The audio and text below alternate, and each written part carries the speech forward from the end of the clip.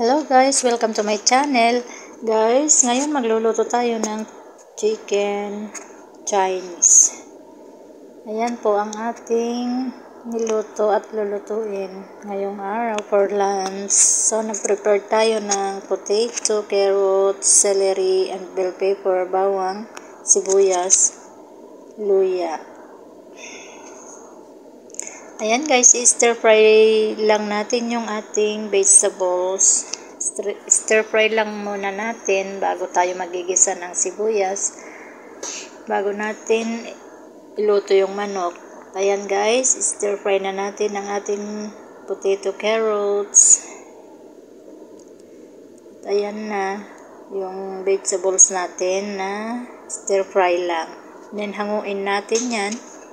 Pagkatapos, magigisa na tayo ng sibuyas at bawang. Ayan na guys, mag-brown na. Pwede na natin ilagay yung chicken breast natin. At ayan, halu-haluin lang natin ng konti yung ating chicken.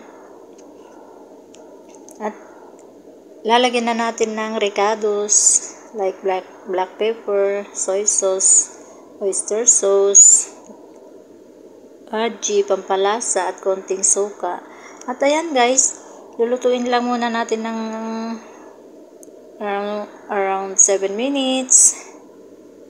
So, habang niluluto natin, nagpainit tayo ng KFC.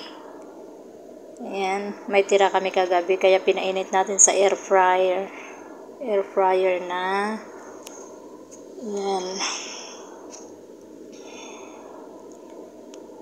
At ayan na guys, ang ating chicken, luto na siya at ihahalo na natin yung vegetables natin. So, yan lang, madali lang lutuin ang ating Chinese chicken with vegetables.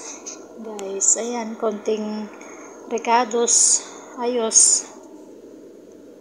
Tapos na ang luto natin yan. Nakaluto na tayo at prepared na, ready to serve na guys. Ayan na yung ating linuto for lunch. Thank you for watching. Please like and subscribe to my channel. Thank you very much for watching guys. Appreciated. God bless everyone. Have a good day. Thank you for watching again and again.